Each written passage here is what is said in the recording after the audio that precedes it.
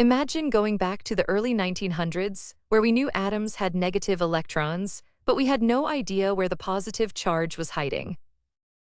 The leading theory was the plum pudding model, which pictured the atom as a soft, positive soup with electrons stuck inside like raisins.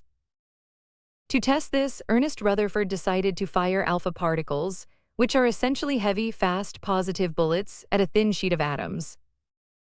If the atom really was just a soft soup, those heavy bullets should tear right through it like it wasn't even there. So Rutherford set up a source of alpha particles, aimed them at a super-thin sheet of gold foil, and placed a detector screen around it to catch the impacts.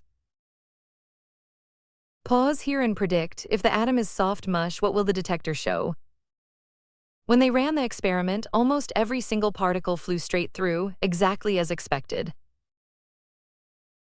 But then, something impossible happened. Roughly 1 in 20,000 particles slammed into something hard and bounced almost straight back. Rutherford later said it was as incredible as firing a 15-inch shell at a piece of tissue paper and having it come back and hit you. This bizarre bounce led to a radical new idea. The positive charge wasn't a soup, it was a rock. Rutherford realized all the mass and positive charge must be concentrated in a tiny, dense center called the nucleus. This meant the atom wasn't solid. It was almost entirely empty space, with electrons orbiting that tiny nucleus like planets around a sun. To give you a sense of scale, if the atom were a football stadium, the nucleus would be a single marble on the 50-yard line. But this beautiful planetary model had a fatal flaw hidden in the laws of classical physics.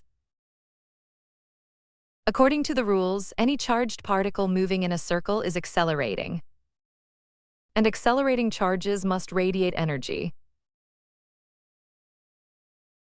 As the electron radiates energy, it should slow down and spiral inward, crashing into the nucleus in a fraction of a second.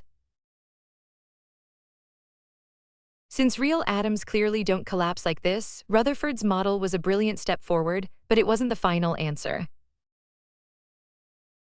So Rutherford used the gold foil experiment to prove that atoms are mostly empty space with a tiny, dense nucleus. But because classical physics predicted those atoms would self-destruct, it set the stage for quantum mechanics to step in and save the day.